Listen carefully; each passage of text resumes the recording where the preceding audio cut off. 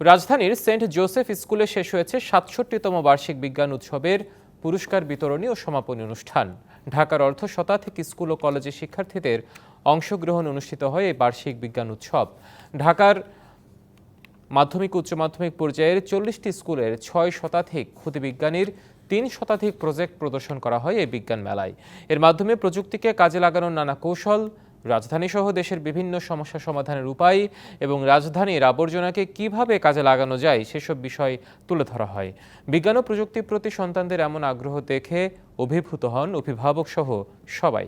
বিজ্ঞান উৎসবে এসব প্রদর্শন ছাড়াও বৈজ্ঞানিক কল্পকাহিনী লেখা, বিজ্ঞানভিত্তিক দেয়াল লিখন ও ম্যাগাজিন, কুইজ প্রতিযোগিতা, প্রোগ্রামিং সহ নানা বিষয় ছিল। শেষ দিনে বিজয়ীদের হাতে পুরস্কার হিসেবে ক্রেস্ট ও সার্টিফিকেট তুলে দেওয়া হয়।